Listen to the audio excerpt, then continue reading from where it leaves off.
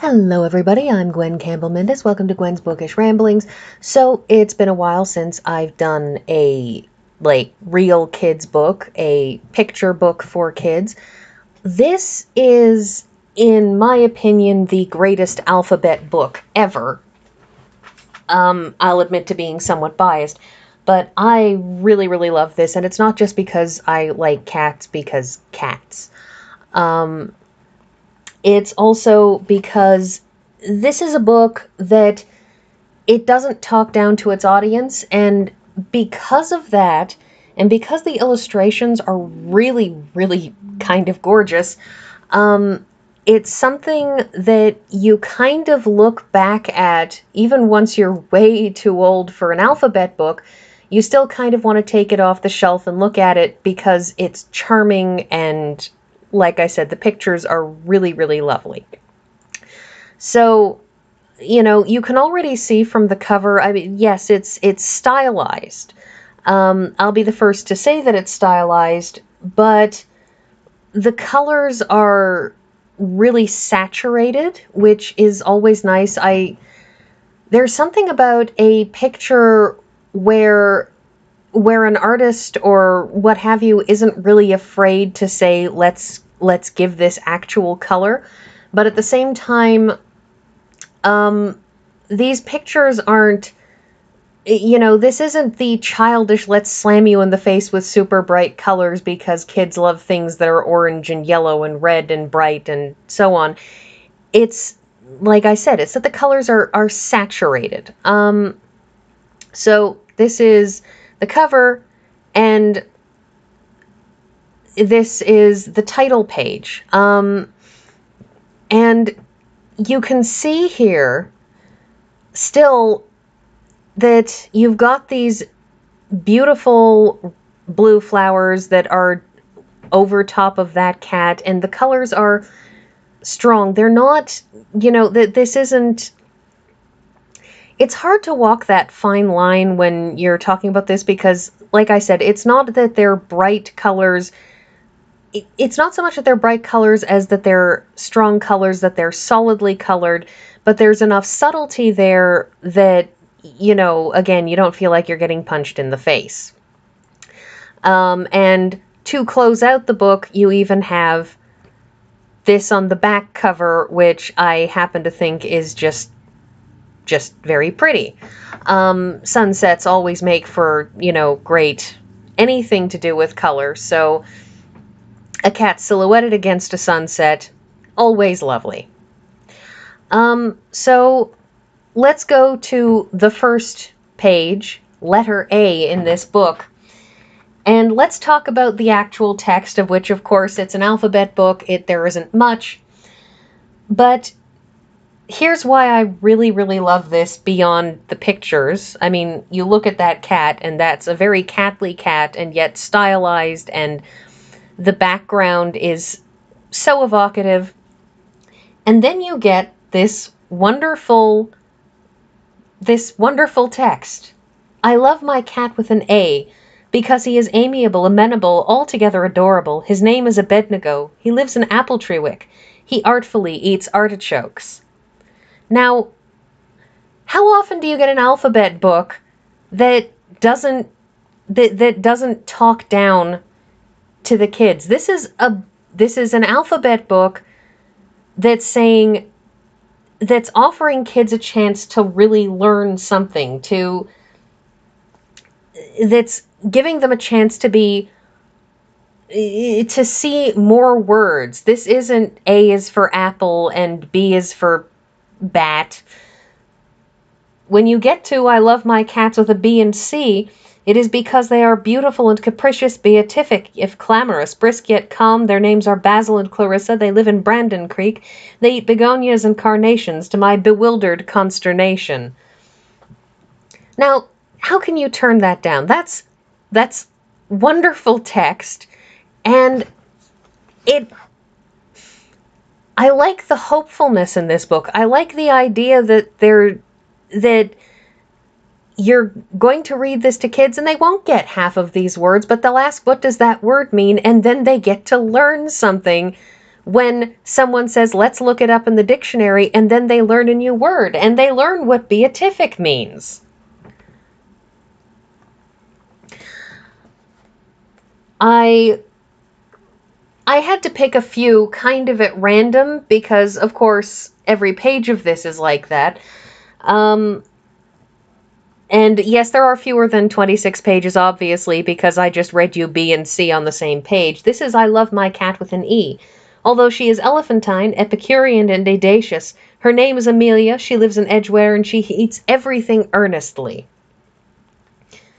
And, you know, you can see that. It's a wonderful vision of a somewhat Garfield-like cat who is calm and phlegmatic and elephantine. Now, some of these do cheat, and I do have a bit of a problem with it, in that I love my cat with a JKL, because she is joking, kindly loving, jumping, kinetic, light-footed, judicious, knowing, lyrical, and then it says her name is Jackie Lynn, as in Jack, J, Key, K, and Lynn with the L. I suspect Clapham Junction, London may not be spelled with a K, although I have not in fact double-checked that, but I believe Clapham is in fact supposed to be spelled with a C. Then as she eats jelly babies, kohlrabi, and licorice, just as quick as lightning. And quick, as we all know, is spelled with a Q, and just because a word starts with a K sound doesn't mean that it in fact fits under the auspices of K. So it does sometimes cheat, but on the other hand, you get a picture of a kitty lying on its back with a butterfly overhead, and it's kicking its feet in the air, and she is adorable because cats. Yes, I love this book because cats, but like I said, I also love this book because of the words. I love my cats with an MNO because they are merry, neat, and oscillating, madcap, necessary, and ostentatious, moody, notorious, and omnivorous. Their names are Mildred, Norman, and Oliver. They live in Midsummer Norton. They eat meat pies, nut cutlets, oranges, and much else besides, not all of it official. It's just, there's so much personality in this. So, I've made this short, because this isn't a long book and there's not so much to talk about. But I want to just go back to the pictures for a moment. Because you look at this. This is gorgeous and evocative. There's, you know, this cat sleeping on the chaise longue. There's a sunset, there's the pot with flowers and a little book there, and that rug, and they're, like I said, it's saturated colors. They're strong colors, muted in the right places, but just, you know, really, really powerful in others, and so it pops. It really, really pops, and I love the stylization, and I love the way that the painter who did these illustrations, because I think Martin Leman, however you're supposed to pronounce his surname, I think that he's captured that essence of catliness in this. He's captured that essence of the way that cats will sleep anywhere and don't care. He's captured the way that cats look, and he hasn't been photorealistic in it, but that's its charm, is the way that everything is warm and evocative of warmth, and evocative of cats, and evocative of, and it is evocative of the part of cats that is warm and snuggly, which admittedly is much rarer than a lot of cat owners like to pretend. A lot of cat owners like to pretend that cats are, you know, usually and frequently warm and snuggly, but we all know that they're not. but sometimes they are. And sometimes, sometimes cats actually do know, like dogs, that what's the best thing to do is to sit in your lap and purr and be adorable. And, this is such a wonderfully warm and reflective and catly moment that he's captured. And so I've talked about the text, and you'll have to look up this book and find it yourself if you want it. As always, I will put I'll put the publication information into the description, assuming you can find a copy of it anywhere. But the thing about this is that there's only so much, and like I said, I'm not going to read you the whole book.